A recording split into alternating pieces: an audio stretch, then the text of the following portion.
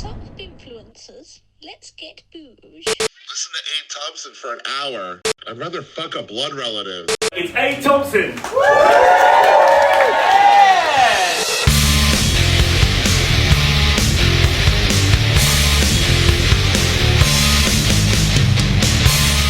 Dun dun dun dun dun. Ladies and gents, welcome to Abe Thompsin and Other Disappointments. It's a Tuesday. It's time for the solo show. We're all tired from the weekend, and indeed the world. But let's try. Let's try and get into this like your mum tries to get into that little size 10 number. What's going on out there? What's happening? I've got a new song coming out next week. That's what's up. I'm pretty excited about that. Look out for it. I'm going to try and drop it next Monday to start your week off in truly high spirits. I mean, the title of this song is... It's going to sound familiar if you've been listening to the podcast for a while. It's very this pod. You know, it's a little depressing. It's a little boozy. Anyway, so that's out next week. Then we got the live show in September. That's Thursday, the 28th of September at the book club in Shoreditch. It's me, Otto English, Ashley Hayden, John Left of the Countryside. You can still grab tickets for that if you hit the link in the episode's description. And of course, all of that stuff, you know, the music, the live show tickets, episodes of the pod, all of that shit goes out onto the Patreon first. So if you haven't joined up to the Patreon yet, and if that sort of thing is your vibe, jump on patreon.com/Aid Thompson with an IN at the end. Right, so what should we talk about? Dan Wootton, right? Should we? It's the name on everyone's lips. It's interesting, isn't it? It's like a sort of third pillar, the third chapter. To like the last 3 weeks have been batshit. You know, we had like the email about a former cabinet minister. I don't want to get myself in too much legal bother here, but there was there was a high-profile former cabinet minister, and then there was an email that was found on the internet that provided some very saucy allegations about his conduct and his extramarital affairs and the ages of some of the sexual partners. I'm not saying he did it. I'm just saying there is a suite of allegations that were made that were highly inconvenient for that gentleman. And then almost immediately, almost conveniently, straight away afterwards, the next morning, the allegations about Hugh Edwards were published. And everyone was like, oh, okay, forget that stuff. Now we're going to Hugh Edwards. And now where are we? We're like a week after that shit. And now we've got Dan Wootton, who has found himself in the middle of a rather, again, inconvenient Byline Times piece that was published last night that alleges, none of it's proven, but, you know, they seem quite confident about their story. They've been investigating him for 2 years and they've found all manner of fuckery. Just to give you an idea, just a taste of it.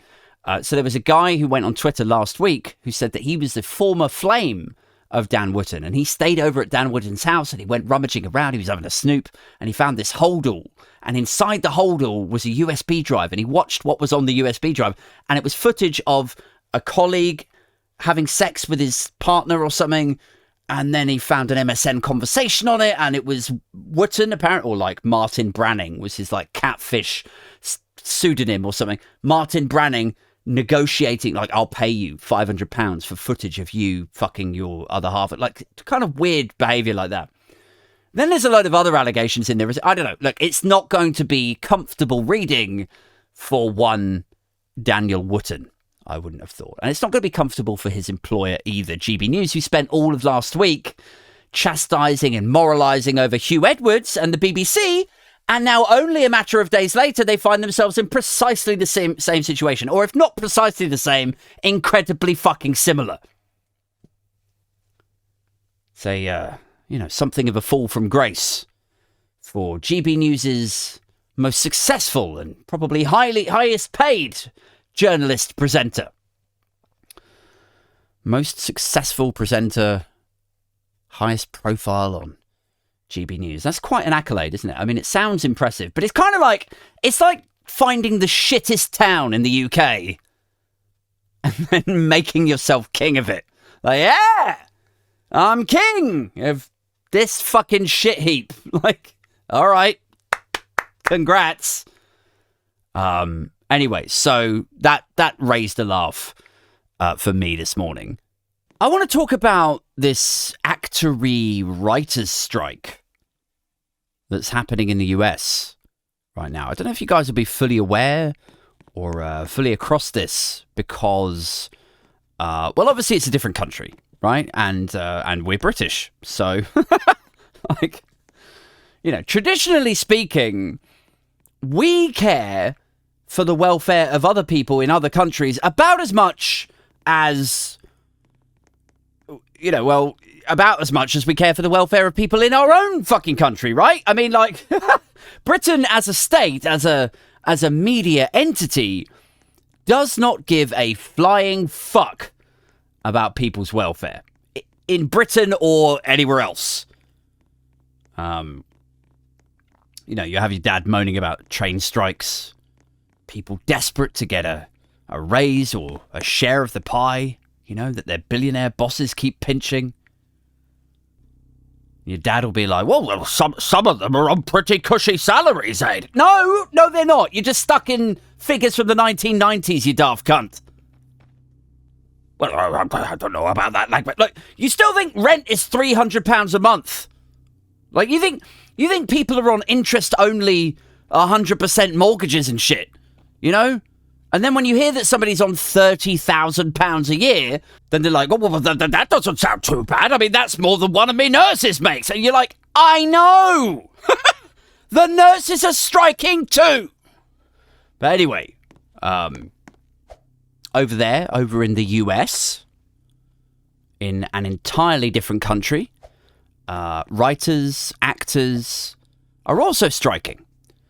They're walking off the set of TV shows while development of other shows and movies is also grinding to a halt. And, you know, maybe you're aware of this. Maybe this is the one world news and solidarity story that Brits do give a fuck about. when it affects their TV, maybe. You know, like, we don't care about our own train staff. Fuck them. You know, we tell nurses to shut the fuck up about it. Fob them off with a clap on the porch. We blame teachers for being activists over caring for our children. We don't give a shit about world news stories like, you know, fucking villages being swept away by climate change in India or South Korea or Japan. Like, nobody even reads those pages in the Metro. Do they? Like, advertising in those pages is probably an office joke in Metro offices. The only British person passionate about putting content in the world news section is probably Rupert Murdoch. Right? Like, because that's probably where he puts the Sun's, like, IPSA ordered apologies and corrections, knowing nobody reads that shit. It's like, yeah, Mr. Murdoch, we're going to insist you print a full detraction and apology for this headline where you called this innocent man a paedophilic ISIS James Corden fan. Unfounded allegations they were that were hugely problematic for this poor gentleman. So, anyway, detraction, apology. And that motherfucker's like, yeah, put it in between the Jakarta flood and the intertribal violence in Kenya, where nobody's going to read that shit. I don't know, man. Fucking world news segments that nobody reads. Like, women hide in the world news section because they know they're not going to be bothered by men in there. Nobody goes... Anyway, you get the idea. I mean, like, I'm being a bit ridiculous, right? But it's true. It's like, you know, people don't tend to care so much about a thing when they find out it's in a place far away, devastating people who actually don't look much like them, you know? It's a sort of, like, innate racism, I guess. I don't know. It's like, you know, schools shut following landslide, flash floods, 50 dead, and we're like, holy fucking God! That sounds... oh, wait, no, where was that? The outskirts of Delhi. No, well, you know. It's like... It's just innate. Like, people just care less when it's far away. And so, anyway, you would think we would all, also not care about the well-being of, people in America. But no, for that, we appear to be making an exception. Firstly, it's people who, may or may not look a little bit more like us traditionally, so there's that. Dig into that as you see fit. But second, we start to care when it's television. when it affects our ability to just sit and slob and snack and watch this, 7 o'clock in the evening, sit down, wind down, watch some shit. That's when our empathy kicks in. Or not even empathy, is it? It's just like aggrieved anger or something, We're like, oh, no, what the fuck? There's not going to be any new Firefly Lane for another year. Oh, well, this is bullshit. The welfare and the well-being of people in an overseas nation, sometimes that will reach out and touch us emotionally when it affects our ability to wind down. Some of us. A lot of us won't even probably know. Give it a day or two. Give it a fucking day or two. And flag emoji Twitter will kick off. Well, because if anyone's going to not read this in, the world news section, it's those cunts, isn't it? They spend their lives fucking gobbling up England and Englishness and news about English football and sovereignty and retweeting each other. And, it's like one person reads a thing in the Express, right? I mean, does the Express even bother with the world news section? I don't know, why would they? Is that like an airline with a green policy? I don't know. But anyway, they just gobble up this shit. They gobble it up. The a racist, xenophobic, or obfuscating, shitty story. They gobble it up and then they shit it out. And then this guy gobbles it up and then he shits that out. And it's like a human centipede of awful media, isn't it? With that ilk. Anyway, give it a fucking day or two and this stuff will work its way into flag emoji Twitter. I have no doubt. And against all the odds, they will care about something that is going on in another country. Solely because it robs them of whatever god-awful Netflix show they're a fan of. Fucking, I don't know, Is It Cake? Have you seen that one? Where you have to decide if the thing on the stand is a cake or if it's the model of a cake. or Young Sheldon. They'd be watching it. Or whatever. So anyway... What actually is the story aid? Well, let's get into it. So, this is from Al Jazeera. They've said, the Screen Actors Guild and the American Federation of Television and Radio Artists, those two unions together are striking. And within those two unions, there's some of your biggest stars, right? So you've got your Tom Cruises, Angelina Jolie's, your Johnny Depp's, and it says the industry-wide shutdown follows a row about pay and the impact of artificial intelligence with film studios and streaming services. The two unions failed to reach an agreement on a fairer split of profits and increased safeguarding around AI rights.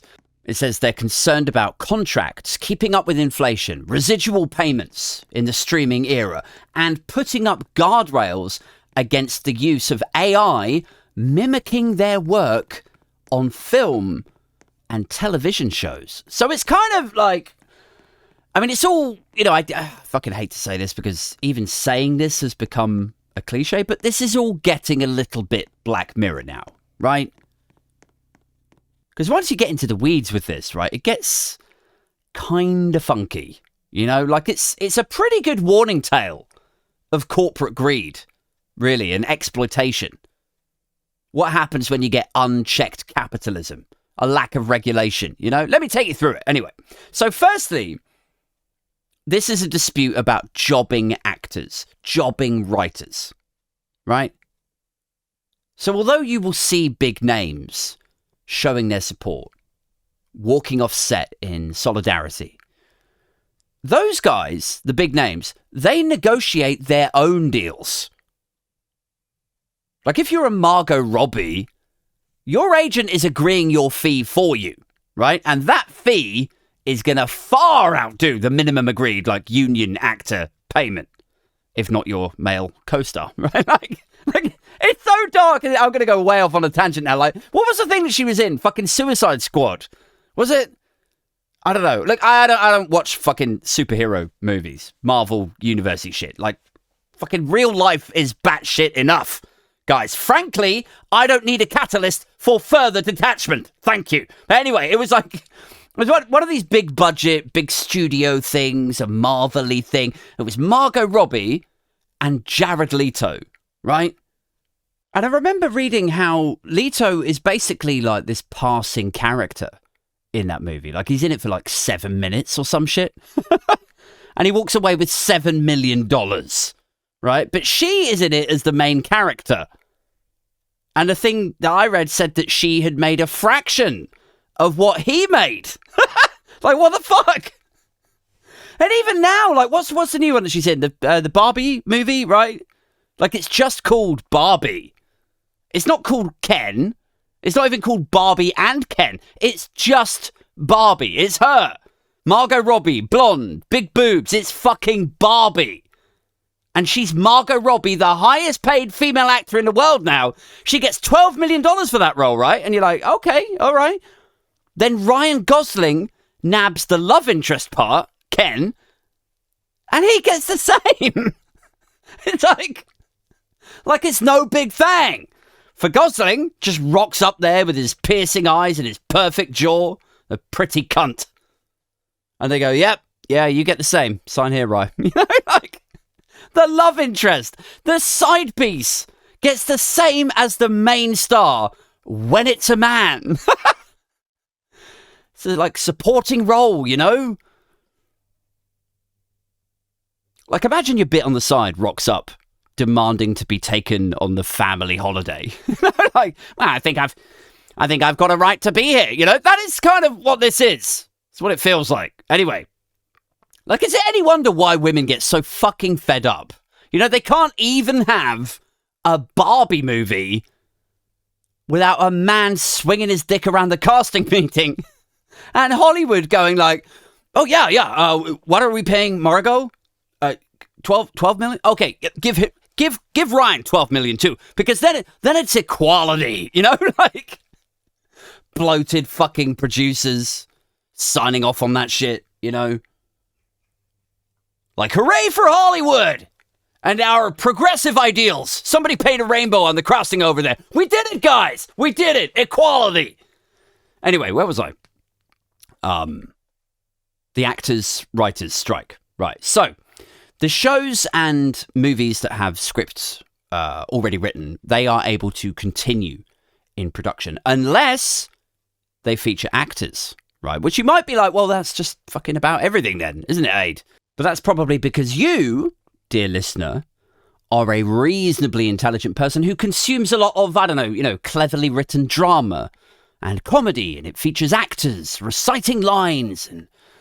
But no, don't worry, like, if all the drama and comedy is on pause, there is still a whole world of reality TV and shitty game shows.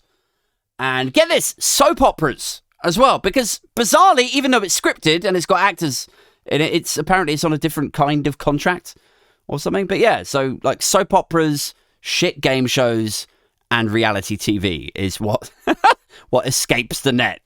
You know, and you're like, oh, God. The standard of American entertainment is about to nosedive. And amusingly, Fox, which is obviously, you know, it's Rupert Murdoch's US network. You know, they don't just house Fox News. Clearly, they have FX, they have Fox itself. They produce and show movies and box sets and all that. But in light of the, you know, current writers' strikey climate that they find themselves, they've unveiled their new autumn schedule.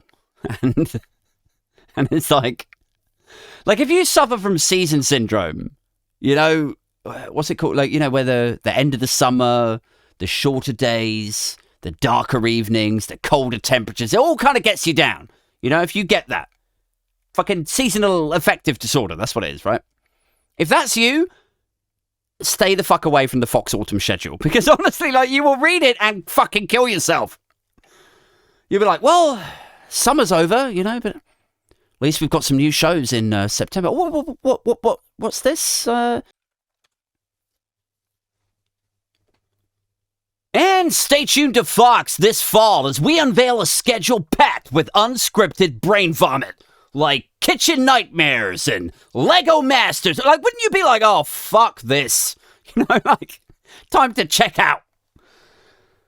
Like, honestly, like, people have such a problem with integrating personal data, you know, from their devices and surveillance and stuff. But honestly, like, I think if your cookies detect that you've seen the Fox autumn schedule and your next Google search after that is for rope and a stool, I think, like, your iPhone should auto-dial the Samaritans at that point because it's bad.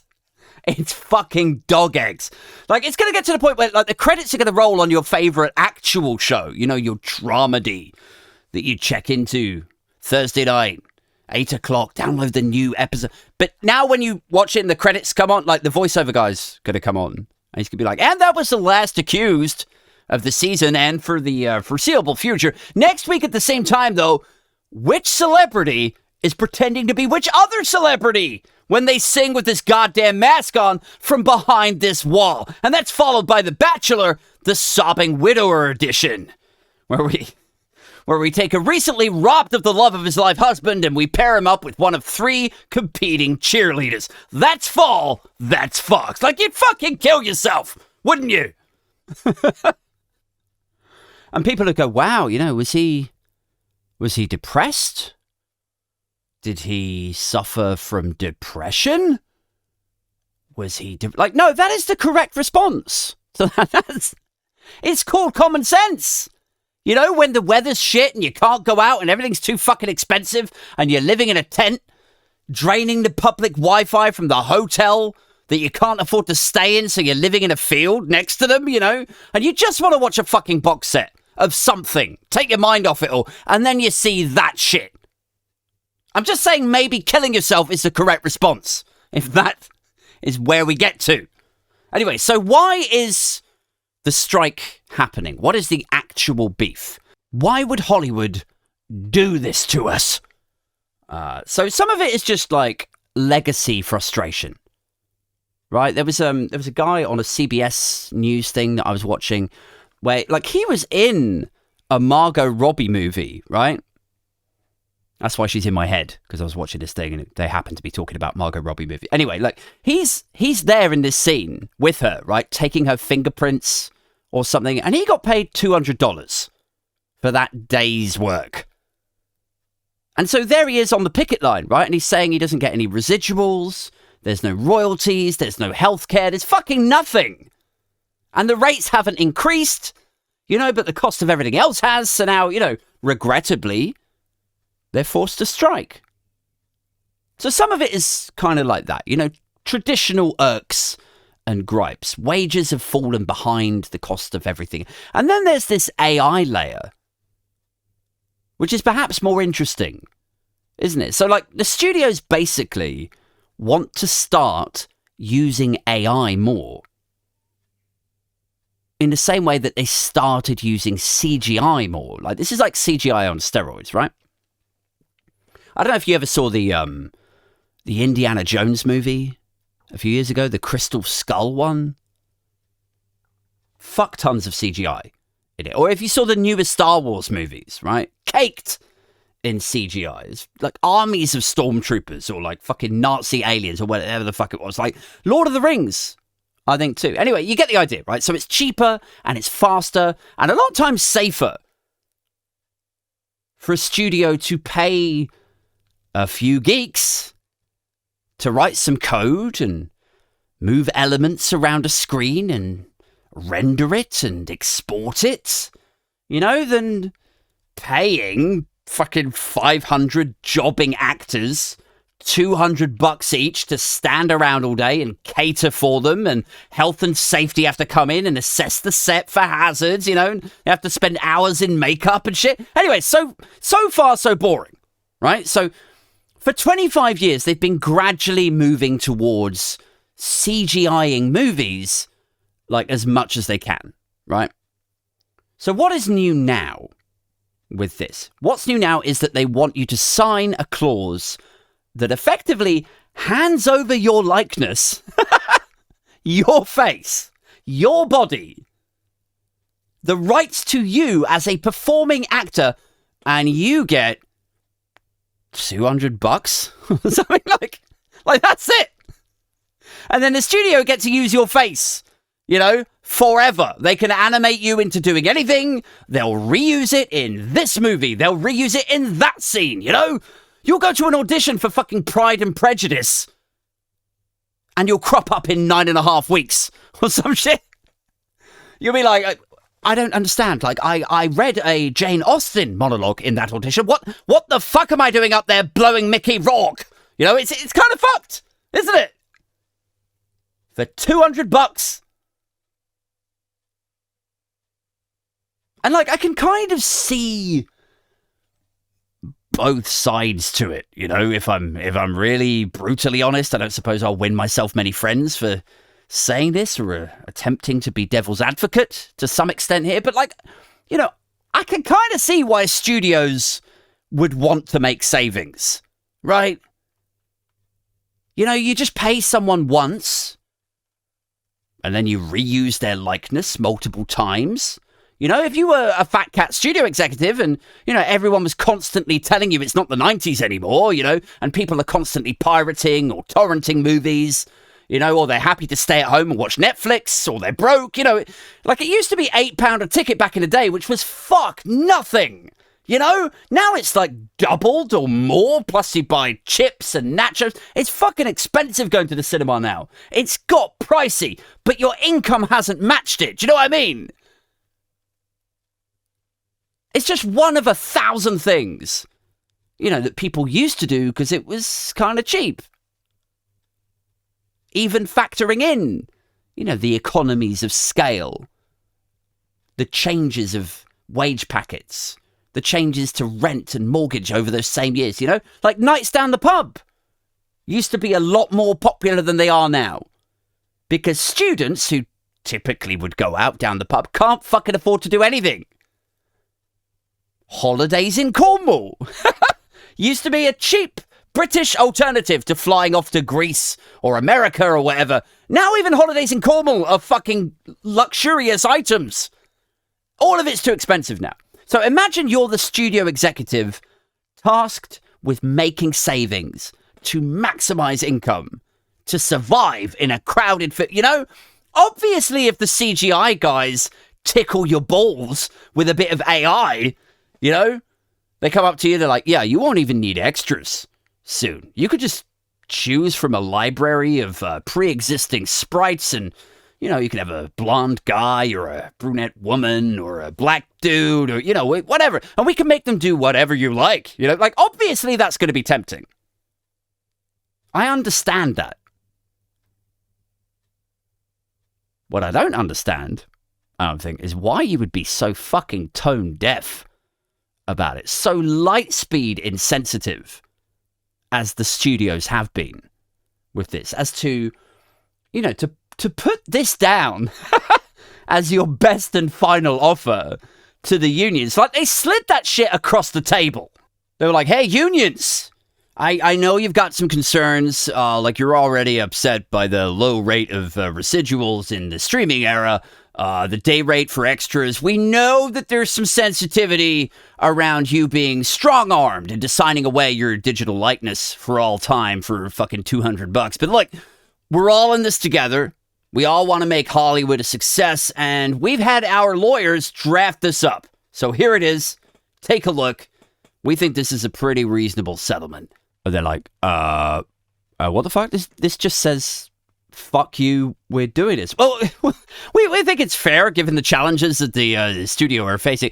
And you've drawn a little picture of you with your middle finger up and everything. Well, yeah, we didn't want any ambiguity. So, like, I understand the actors' concerns and I understand the studio's challenges. But I do think it's kind of funny too, though. Like, I'm sorry, but it is. It's just it. Like, I've known actors before, and it is a tough gig And they do work really hard. They do, but ultimately, it's like comedy or podcasting, you know? Like, you work really hard at it because you want an easy life. Let's just say that, you know, how it is. Like, you don't want to be breaking your back, lifting boxes through a warehouse in your 50s, you know?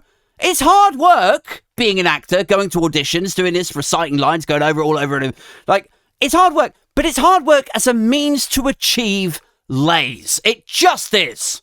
Just be honest about it. Like, I work hard on my podcast and the politics stuff because I would quite like to spend the remainder of my working life getting paid to talk shit about people, which is quite easy for me. I don't know if you've noticed that, but it comes quite easily to me. Doing a 9 to 5 for the rest of my life, harder. Ergo, I work hard at this to try and achieve lays.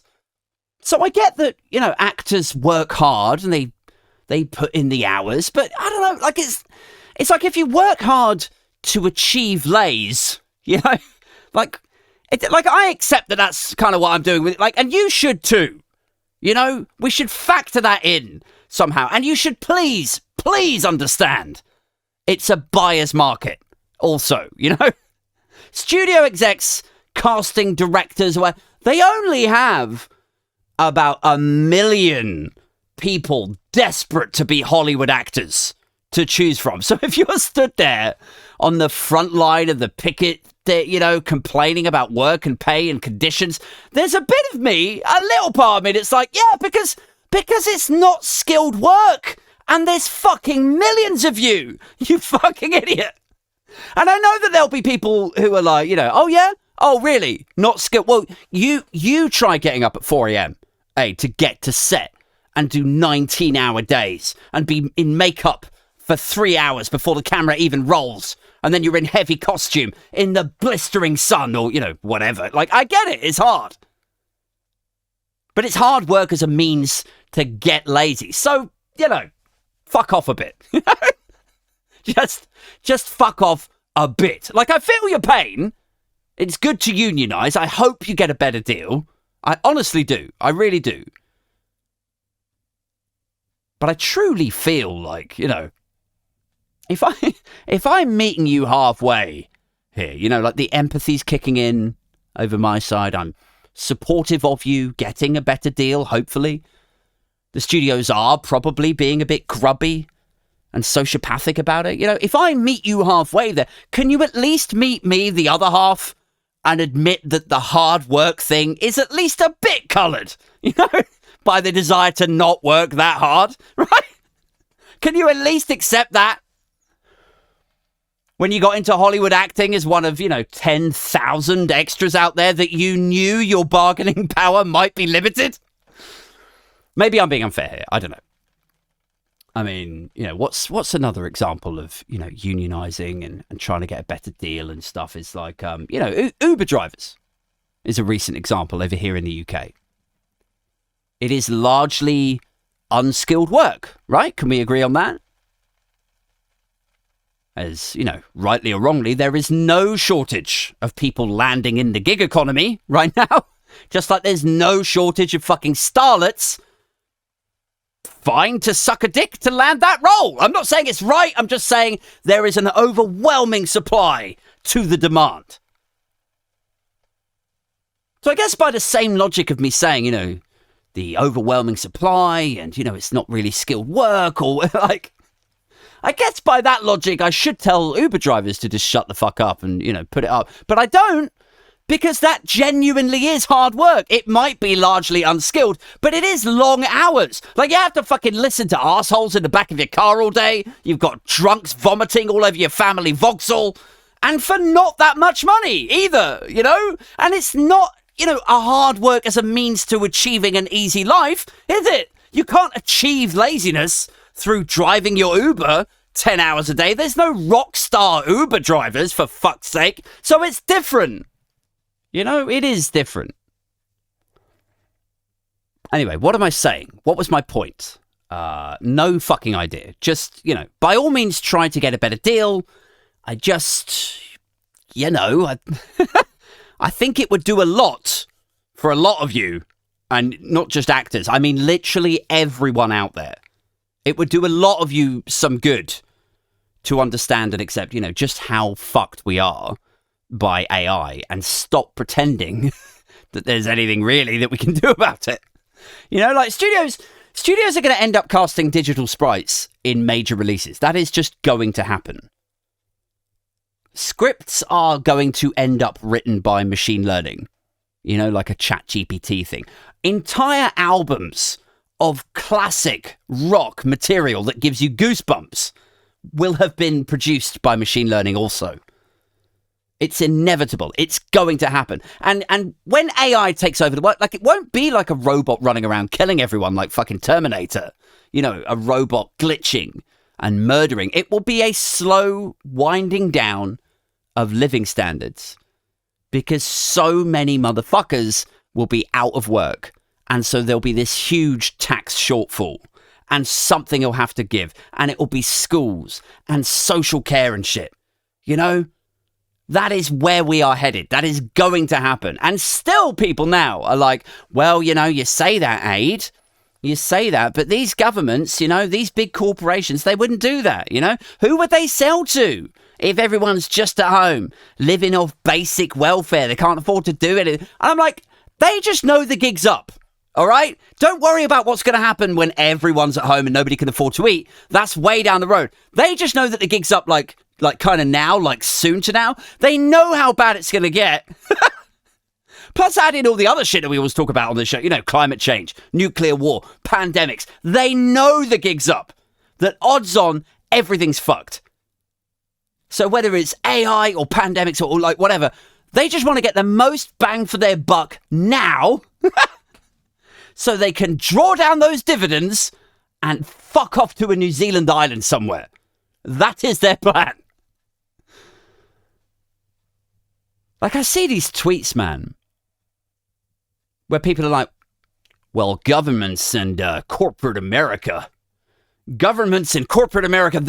they wouldn't fuck over the entire world like that. Why would they do that? I'm like, okay, first off, governments, there is not a government on the planet that wouldn't slaughter you and your whole family for a 0.01% lift to their GDP. That's the first thing. Just don't ever forget that. If killing you and your kids gave a 0.01% lift to their profit sheet, they would do it in a second. They wouldn't even weigh it up. You would just be buried in marshland immediately. Although, admittedly, it's difficult to imagine a sort of situation where killing you would sort of provide a bump to the value of your country, unless, you're James Corden. Piers Morgan, maybe. Piers Morgan was found dead this morning. The pound rallies. Imagine how bummed you'd be if you died and the pound rallied. Anyway. So that's first off. The government, don't ever doubt what the government would and would not do to achieve their targets. They absolutely would do the worst things you can possibly imagine. But second, and I mean this sincerely, right? We're talking governments and corporations and shit. The second thing is, it is only by the miracle that they haven't thought of it yet. And that we still have some vague trace of human rights legislation still active, right? It is just a miracle that they haven't thought of it. That there isn't a corporation out there that just pulls out your teeth and leases them back to you. That is the only reason you still have teeth in your mouth, is that a corporation hasn't figured out that business model yet. Guys, that's it. I gotta go. Who's coming to the live show? 28th of September. It's in London at the Book Club in Shoreditch. Click on the link in the description. You can still grab tickets for it. There's a few left. Failing that, jump on the Patreon. It's patreon.com/Aid Thompson with an IN at the end. Big shouts out to the Patreon backers now, to Bowman, Kai, Chris, David, Mojo Sabian, Peter Del Monte, Pingu, Silent, Stuart, T-Rex, Aaron, Alex, Jeff, Ned, Sarah, Simon, Simon, I think Simon's one of our newest Patreons, actually. Big doff for the cap to you guys. Thank you so much for hanging in there and supporting the show. It really does mean the world to me. That's it for this one, though. I'm going to be back on Friday with my guest, hopefully this week, Patsy Stevenson, as long as her diary permits. Until then, just take care of yourselves. Keep it booge. Keep it #Binfluencer. I'm out this motherfucker.